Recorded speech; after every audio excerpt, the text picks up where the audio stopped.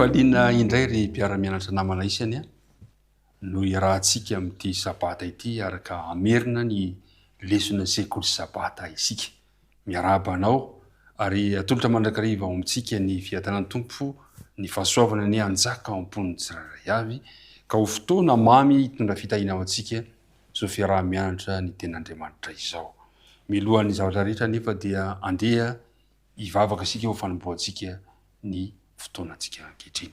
Iaraka ivavaka isika. Jehovah Tompo Andriamanitra io, saotranao zahay amin'ity maraina ity fanotahinao indray, tahinao nandritry ny aman'iny ary menao zao sabata fitsaharana izao. Saotra Andriamanitra noho ny fitantananao feno ny fiainanay. Ankehitriny dia mbola afaka merina hianatra ny teninao indray zahay. Koa mangataka ny famelan-keloka izahay. Ka ny teninao izay horenesinay dia hitondra voatsara ao anatinay. Azahoanay miaraka aminao ary azahoanay ho tonga amin'ny fahatanterahana. Ray malalo, mitezana meny fanainao masina ho amin'ny tsiraray avy izay miteny ny mpiaino tsiraray avy, mpanaraka ny fandarana rehetra, ny mpianatra ao rehetra.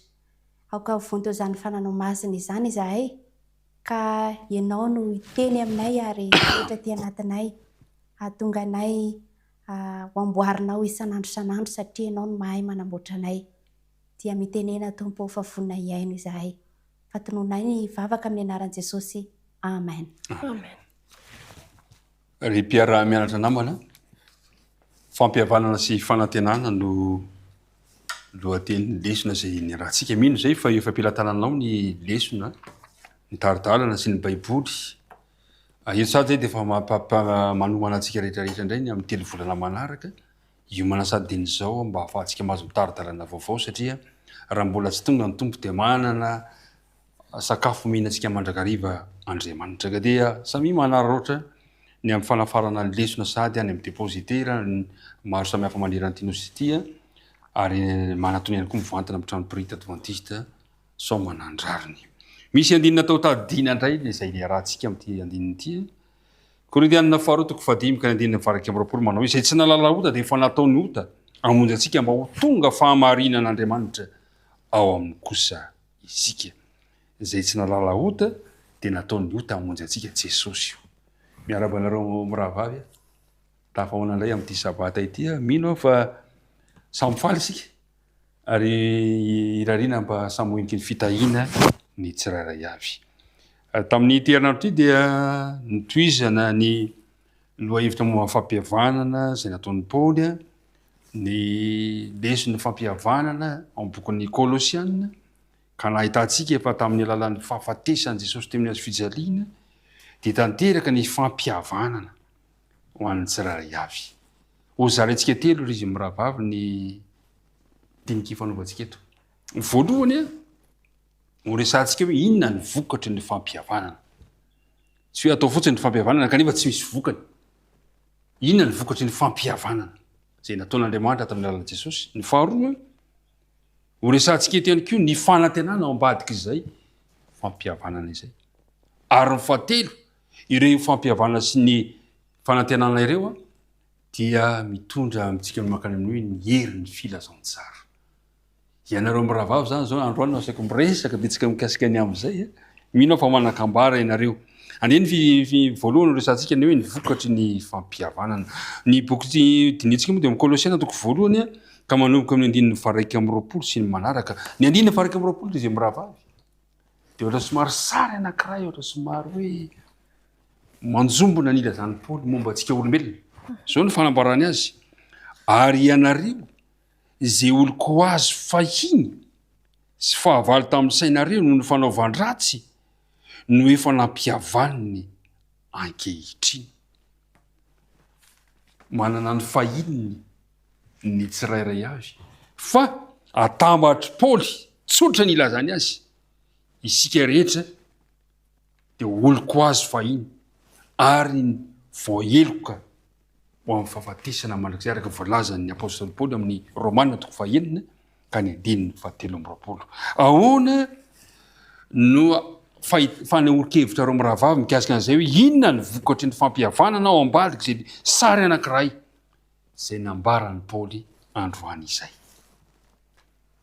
Miaraba manokana nareo menada dia miaraba ihany koa ny mpanaraka ny fandarana rehetra ny marina ity. Fahasoavan'ny tompo amintsika rehetra isan'andro isan'andro. Vokatry ny fampihavanana moa ilay fanontanianao teo. Fandresahana tany aloha foana ilay hoe ny fampihavanana dia ny fanavodana izay nataon'i Jesosy ho antsika. Vokatr' izany dia raha ny tenantsika manokana amin'ny maha isika antsika dia tsy afaka mamonjy ny tenantsika isika. Tsy mahay mamonjy tena isika. Fa noho i Jesosy maty io noho ny fahotantsika dia afaka. Ity izany ilay vokatra voalohany, afaka hifandray amin'Andriamanitra isika. Azontsika atao izany ny hifandray amin'Andriamanitra tamin'ny alalan'izay fampihavanana nataon'i Jesosy izay. Raha izay izany no fahitako anazy, ny vokatra hoe tsika ilay mpanota, Andriamanitra izany nanao ny dingana voalohany. Andriamanitra nanao ny dingana voalohany. Tamin'ny alalan'ny Adamo. Jerevy tsara fa rehefa Andriamanitra mihitsy izany nanao dravitra. Ozy izy hoe Adamo, aiza moa ianao, izay ilay dingana. Raha mampanota antsika izany dia tsy azontsika atao hoe izany dia ho any amin'Andriamanitra. Fa Andriamanitra mihitsy no tonga mitady antsika. Vokatra lehibe izay. Raha izay zavatra izay izany jerena ilay mpiara-midinika namana, mpiara-mianatra namana isiny. Ilay sary mampalahelo manjombona izay nasehon'i Paoly izany, haika izany izy io fa hatramin'ny nidirany ota teto am-pitana ity. Dia tafasaraka tamin'Andriamanitra isika fa soa. Fitiavan'Andriamanitra dia izy no nanao ny dingana voalohany. Inona no azo lazaina ambadika izay zavatra izay? Ie. Resaka fampihavanana moa no resahantsika miaraba ny mpiara-mianatra rehetra. Araka ny resahantsika teo moa izany dia nampihavanan'Andriamanitra tamintsika. Izay izany no zava-dehibe tena nataon'Andriamanitra ao antsika tamin'ny alalan'i Jesosy Kristy. Ahoana no ahafahantsika mikolokolo an'izany fampihavanana izany satria manko eto an-tany tsika dia ny fifandraisantsika amin'ny namantsika azy indraindray mety tapaka indraindray mila kolokoloina izany izany fifandraisana sy fihavanana izany. Ka ho atongavana amin'izay izany dia izao mila mifikitra amin'i Jesosy isika sy izay nataony ho antsika. Izy ilay maty noho ny fahotantsika. Amin'ny fomba ahoana nefany dia amin'ny fanekentsika ny fahafatesany ho antsika. Satria ny finoantsika an'izay hoe maty teo amin'ny toerantsika izay izy no ahafahantsika mandray an'ilay famelan-keloka sy mihavana amin'Andriamanitra. Ohatra ny ahoana ny anehoantsika an'izany finoantsika izany dia amin'ny alalan'ny fibebahantsika. Ny fibebahantsika moa izany dikany hoe fibebahana moa izany dia tsy hoe miaiky fotsiny fa miala amin'ilay fahotantsika izany isika dia izay ilay atao hoe mibebaka ary atao batisa. Ny batisa moa dia fanekena mpahabe maso izany fa tena hanaraka an'i Jesosy isika, manaiky ny fanavotana nataony isika ary izay ilay antsoina hoe fanamarinana antsika. Dia manaraka izay ivelomantsika avy eo izay finoana efa nomenantsika izay dia vokatry ny firaisantsika amin'ny Kristy. Kristy moa efa tsy eto amintsika mivantana intsony fa efa naniraka ny solotenany izy dia ny fanahy masina ka vokatry ny firaisantsika amin'ny Kristy izany hoe ny fanahy masina atao anatintsika dia misy hery mamorona antsika indray ao anatintsika ao. Izany hoe raha tsorina izany dia izao hoe rehefa mandray an'i Kristy tsika dia tsy hoe ivelambelana ilay izy dia hitantsika ivelambelana ny fiovatsika fa hatrany anatintsika dia misy asa ataon'Andriamanitra ho antsika amin'ny alalan'ny fanahy masina dia tonga amin'ny fanamasinana indray isika. Tonga amin'ny fanamasinana isika. Izany hoe raha jerena izany efa hanao amarinina izany isika io. Efa hanao amasinina kanefa mbola tsy vita ny lalana. Mbola tsy vita. Mbola mitohy ny diantsika. Eto amin'ity andiny fahatelo amby roapolo ity nefa amin'ny Kolosiana toko voalohany izy miravavy dia ohatra misy teny kely ohatra ny hoe manana fanahiana ve Paoly. Ny vokatry ny fampihavanana efa hitantsika eo fa manana fanahiana izy hoe raha maharitra amin'ny finoana ianareo fa inona ny tena antony ilazany Paoly an'izany zavatra izany indray, fa inona mampisalasala ny Paoly, inona no ambadik'ilay hoe satria ny vokatry ny fampihavanana izany izao dia ny fifandraisantsika amin'Andriamanitra. Inona ny tiany Paoly lazaina amin'ilay hoe raha maharitra amin'ny finoana ianareo amin'izay vokatry ny fampihavanana izay. Izy miravavy.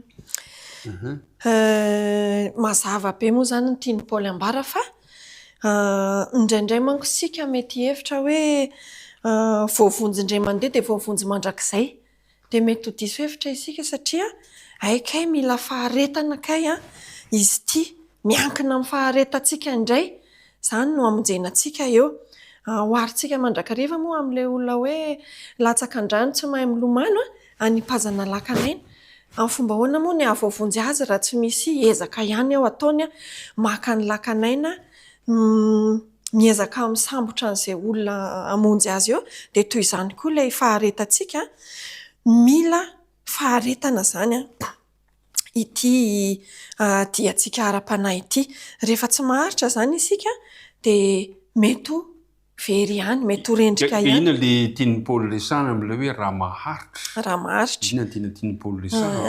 Hitantsika moa ato amin'ny lesontsika misy an'izay fa izao izany ilay izy hoe misy fanondrona fiorenana mafy amin'ny finoana izany dikan'ilay hoe maharitra.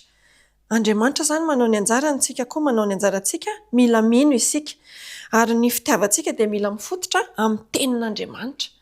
Rehefa ohatra izany isika ka mamaky ao amin'ny Matio misy toko sy andiny maromaro ahafantarantsika an'izay hoe ohatra ny ahoana moa izany miorina mafy izany dia ao amin'ny Matio toko 7:27 dia hoe ilay tenin'Andriamanitra io dia vato lampy mihitsy izy io iorenana. I Kristy mihitsy no lazaina fa vato fanorenana ao amin'ny Efesianina toko 4:20 ary i Kristy ao am-pontsika dia midika an'ilay hoe mamaka sy miorina ao am-pontsika ihany koa ny teny. Ry mpiara-mianatra namana isany raha ny teny izany Paoly hoe raha maharitra izany hoe fa hitan'ny Paoly fa maharitra izy ireo fa tiany antitra amterina. Amin'ny teny hafa moa dia hoe fitozona izy io tena tsy mijanona fa mipetraka kely amin'ny fanontaniana fa nahoana Paoly no nampoizika kanefa fantany faharetan'ilay Kolosiana amin'ny finoana. Inona ny antony? Eo amin'ny Kolosiana toko 4:20 dia izao no antony manahy misy fanahiana ao anatin'ny Paoly. Hozy izy hoe tandre mifandrao misy mahalasa anareo babo ny filozofia sy ny famitahana foana araka fampianarana voatolotrin-drazana araka ny ampidimam-pianarana izao tontolo izao fa tsy araka an'i Kristy. Izany hoe misy fanahiana ao anatin'ny Paoly. Manahy izy sao andrao anaraka hevitr'olombelona mikasika ny fomba izay azahoana amin'ny famonjena ny Kolosiana fa tsy fikitra amin'ilay fanantenana izay atolotry ny filazantsara izany. Dia izany hoe izay fanahiana izay no mahatonga azy manamafy. Aoka hozy izy ho tafatoetra mila mifototra izany. Mifototra amin'inona moa izany ilay hoe mifototra dia mifototra amin'ny fahalalana ny tenin'Andriamanitra, ny fotom-pampianarana ny tenin'Andriamanitra izany ary mafiorina ao anatin'izany. Izany hoe rehefa izay fototra izay ny tafatoetra dia azo antoka hoe tsy mivadika. Tsy mivadika. Izay koa izany no tian'ny Paoly hatongavana hoe tsy mivadika, tsy voahozongozona izany fampianarana izany satria araka ny voalaza teo ilay Kolosiana teo dia hoe misy fampianarana, ampidimam-pampianarana izao tontolo izao, misy zavatra maro izany izay mety avo fitaka an'ireto kristiana reto. Dia izay no mahatonga ny Paoly manantona azy aoka izany ho mafiorina, ho tafatoetra, tsy mivadika ary tsy mitsahatra mitoky amin'ilay fanantenana ny filazantsara. Ry mpiara-mianatra namana isany amin'ny toerana izay misy anao amin'izao fotoana izao. Renao ny vokatry ny fampihavanana izay nataon'Andriamanitra tamin'ny alalan'i Kristy. Afaka mifandray amin'Andriamanitra ianao kanefa tokony hita aminao ihany koa ny vokatry ny fampihavanana izay miorina mandrakariva. Ary izay no tonga Paoly ilaza amin'ny Korintiana 10:5 amin'ny 9:20 manao hoe koa amin'izany rahalahy malalaka ao izy miorena tsara azamio. Maefa be mandrakariva amin'ny asan'ny tompo satria fantatrareo fa tsy fona an-tsekory ny fikilizanareo aina ao amin'ny tompo. Tokony hita eo amin'ny fiainantsika izany ny vokatry ny fampihavanana izay nataon'i Kristy. Ary izay vokatry ny fampihavanana izay mitondra antsika mikisaka moramora any amin'ny fanantenana. Andao resantsika izy amin'ny rahavavy amin'ny fizarana faharoa amin'ity hoe fanantenana antsika. Inona araka ny fandaminana napetraka Paoly no mitondra fanantenana anatin'izay toe-javatra izay satria fantatrao fantatsika tsara fa i Paoly inge dia tany amponjy ny gadra ipody tany na noratany ana boky sasany zay fantatsika ny Kolosiana, bokon'ny Filipiana, bokon'ny Efesiana, bokon'ny Filemona, bokon'ny afatra ho an'ny Timoty, afatra ho an'ny Titosy. Fa inona tao ambadika izay zavatra rehetrarehetra izay no nitarika fanantenana ho atsika zay nilazain'ny Paoly. Misy zavatra roa resahany eo. Voalohany dia mikasika ny amin'ny hoe ny drafitra mandrakizay n'Andriamanitra, inona izy io? Araka ny hitantsika ny drafitr'Andriamanitra ho amin'ny famonjenantsika dia izao mifototra amin'ny fahafatesan'i Jesosy. Ary ahitana izy io ny fanamarinana sy ny fanamasinantsika, izany hoe nokosehana ny fahotantsika ary avy eo izay ilay fanamarinana. Voavela izany ny fahotantsika. Saingy ny zava-dehibe tsy ampy dia izao ny hoe ny amin'ny fitoriana ny filazaon-tsara izany. Izay izany ny tena drafitr'Andriamanitra.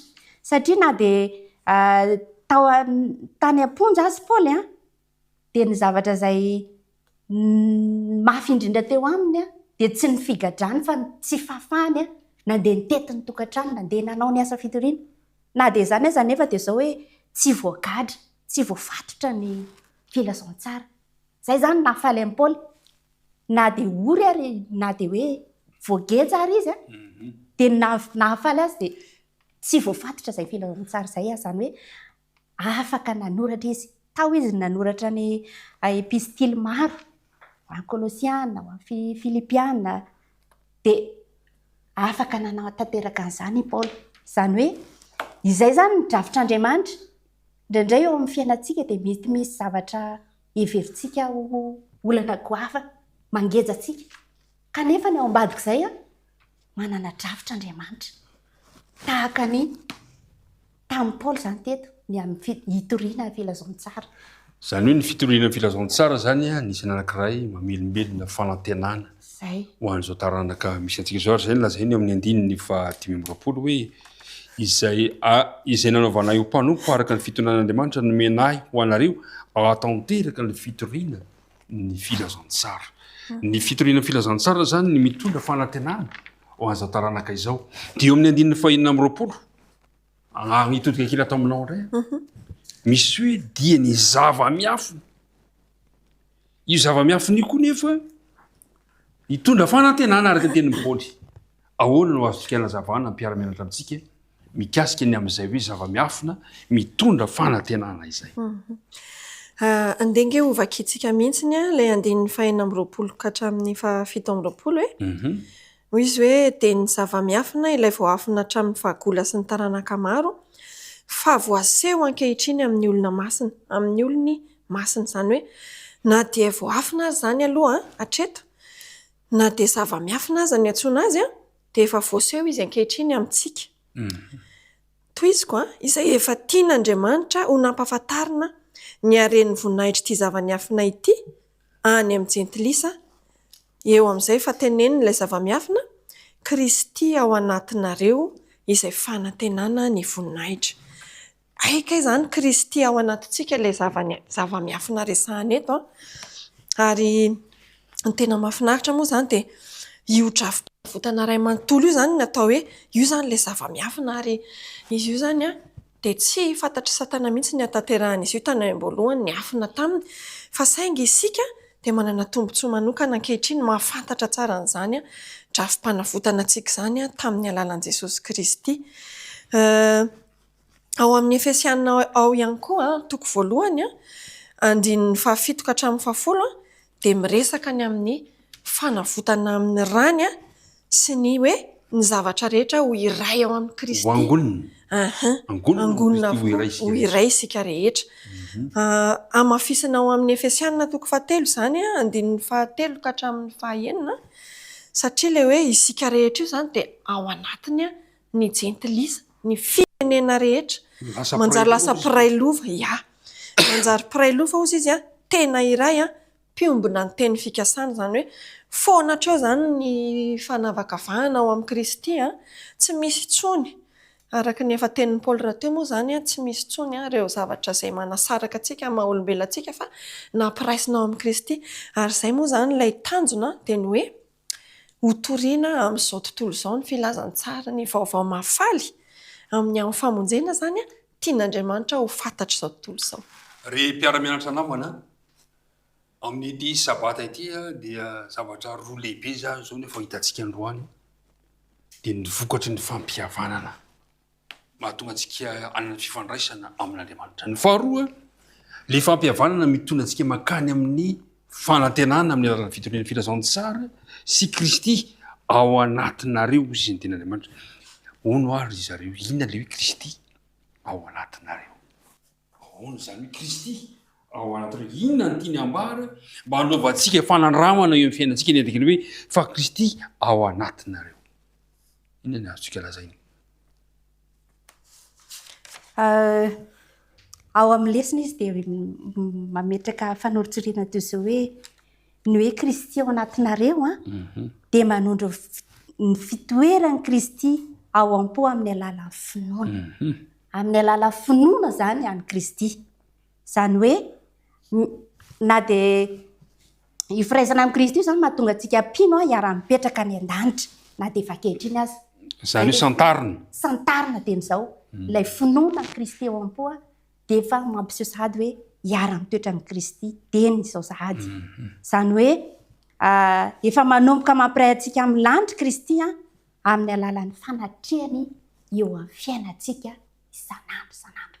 Izay hoe Kristy mitoetra am-po. Le mitoetra am-po dia averina ihany hoe ny teny amin'ny alalan'ny tenin'Andriamanitra zany no hitoeran'ny Kristy am-pontsika fa tsy hoe Kristy Jesosy eo hitoera ato am-poko dia atsoko Jesosy. Fa ny fandraisantsika io tenin'Andriamanitra io ary izay ilay namafisin'ny tatsy hoe fanantenana ilay fiorenana ny fitombona ao amin'ny tenin'Andriamanitra zany izay hoe Kristy ao anatintsika. Rehefa izay ny tanteraka zany dia ao anatintsika izay Kristy. Andao ataontsika filamatra eo amin'ny fiainantsika ary izay le mba hanantsika fanantenana Kristy ao anaty. Hoy ilay mpanoratra hira anankiray hoe ny fiainana lanitra ambony dia andramako sahady ety. Fiainana kanto tsy tony asambarana fatratra ireo. Mahafinaritra zany andao anaovantsika fanandramana. Zay zavatra roa le hitantsika teo izay nefa. Zay ny manamafy mitondra antsika makany amin'ny herin'ny filazantsara. Amin'ity lesona androany ity zany dia resahan'i Paoly ao amin'ny Kolosiana toko voalohany hatramin'ny kany andininy fahavalo amby roapolo ka hatramin'ny andininy fahasivy amby roapolo ahitantsika ny herin'ny filazantsara. Inona ny tena nifantohan'ny fitoriana ny filazantsara izay nataon'i Paoly? Inona ny tena nifantohany? Ary inona avy amin'izay fifantohan'ny fitoriana nataon'i Paoly izay, inona ambadika izay ny maneho antsika hoe manahoana ny herin'ny filazantsara eo amin'ny fiainan'ny tsirairay avy? Tokony hita eo amintsika ve? Tokony hita eo aminao ve? Zay herin'ny filazantsara zay izy miravavy. Ato amin'ny lesontsika dia izao ny tanjon'ny Paoly izy amin'ny fitorianan'ny filazantsara dia hitantsika ao amin'ilay Kolosiana teo zany toko voalohany andininy fahavalo amby roapolo dia hoe hanolotra ny olona rehetra ho tanteraka ao amin'ny Kristy. Ho tanteraka ao amin'ny Kristy. Amin'ny alalan'ny inona moa zany? Amin'ny fampianarana sy fampitandremana no anaovana izany. Nampianatra ireo loha hevitra isan-karazany ao amin'ny fotom-pampianarana sy ny fanao kristianina i Paoly. Hitantsika izany ao amin'ny Tesalonianina faharoa, ao amin'ny Timoty voalohany, ao amin'ny Titosy koa toko voalohany. Dia mampitandrina koa izy ny amin'ny vokatry ny fandavana ny filazantsara sy ny loza avy amin'ny mpampianatra sandoka. Zava-doza zany ny zavatra misy zany i Paoly dia naneho mihitsy fa manana ny heriny le izy satria rehefa matory izy ka mandala filazantsara ianao dia militeraka loza ho anao ny fandavana ny filazantsara. Tia metraka fanontaniana nefa ao anatin'izay zavatra ile hoe fa inona ny dika le hoe ozy ao amin'ny andininy fito amby roapolo teo. Andininy fahavalo amby roapolo. Izy no toroinay ka samy anarinay sy ampianarinay amin'ny fahendrena rehetra mba ho samy atolotray ho tanteraka ao amin'ny Kristy izy rehetra. Inona le hoe dikany hoe tanteraka? Inona le hoe tanteraka? Le hoe ho tanteraka dia izao hoe dika hoe tsy misy kilema. Tonga lafatra.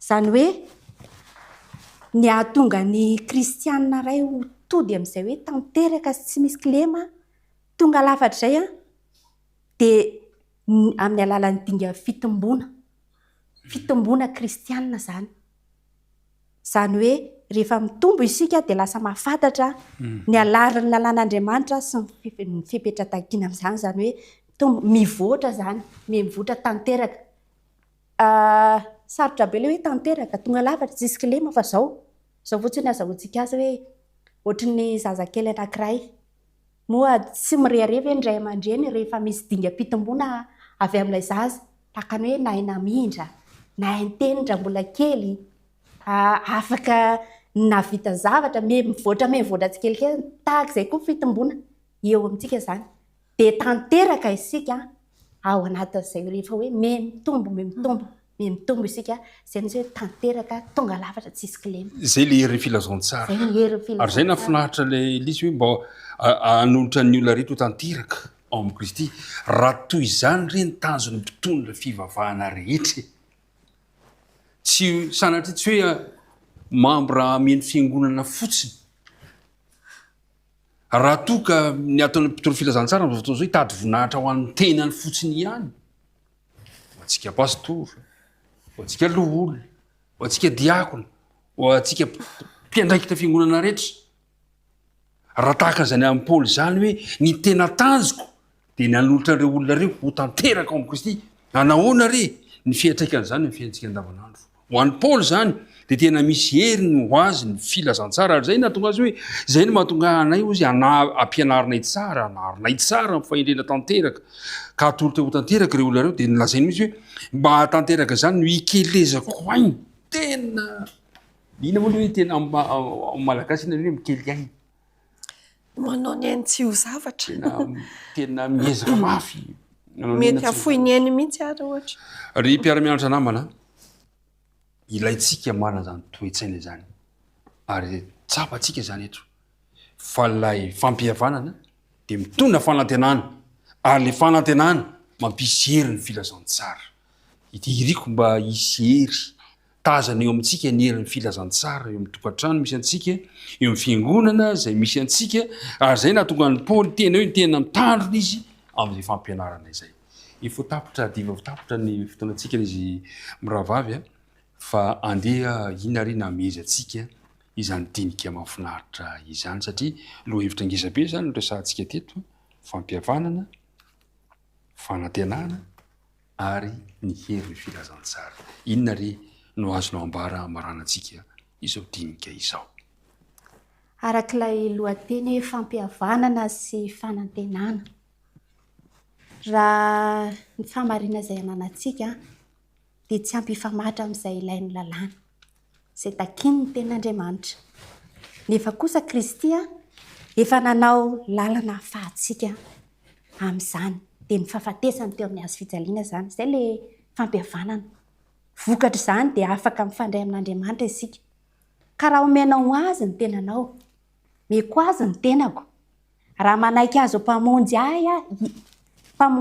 ahy Andriamanitra raha manaiky azy mpamonjy ianao dia isaina ho marina ilay fahamarinana izay ilay hoe teny ety sady dia santatrina any an-danitra ka noho izany dia na dia efa ratsy ara sika na dia efa nisy fahadisoana azy eo amin'ny fiainantsika dia afaka ny ovonjeny Kristy afaka ny toetra Kristy no isolo ny toetranao ary akasitrahana eo anatrehan'Andriamanitra zaho sy anao rehefa izay tanteraka tahaka an'ilay hoe tsy nanota iny akory izay ilay fanantenana mahafinaritra fampitohy amin'izay ihany koa ngamba ny ambarako farany hoe mihoatra noho n'ilay hoe atafy atsika ny fahamarinan'i Kristy satria mantsy vokatra izay hoe rakofany ran'i Kristy izay tsika dia hita hoe marina eo anatrehan'Andriamanitra satria natafiny atsika ny fahamarinana kanefa mihoatra noho izany nataonao atsika satria novainy hatrao anatintsika isika mahazo manantena zany tsika fa tena mitombo amin'ny fahatanterahana satria manova ny fotsika ihany koa Kristy dia afaka miteny isika tahaka ny Paoly ao amin'ny Galatiana 2:20 manao hoe izay hivelomako ankehitriny eo amin'ny nofo dia hivelomako amin'ny finoana ny zanak'Andriamanitra izay efa tia ka nanolotra ny tenany hamonjy ahy misaotra nareo miravavy a misaotra ny mpiaraka mianatra rehetrarehetra naharitra hatramin'ny farany a ny azoko lazaina farany dia zao hoe aoka ho faly isika aoka ho faly isika noho ny amin'i Jesosy. Hoy izy ny Korintianina faharoa toko faha 10:20.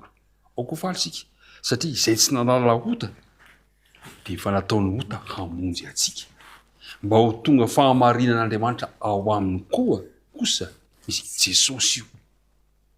Noho izany mpiara-mianatra namanisany na dia nampalahelo aza toa ohatra ny amin'ny sary manjombana no ilazany Paoly ny fanombohana dia lesika teo hoe irenareo dia oloko azo fahiny dia aza mijanona amin'ny toerany fahiny intsony isika.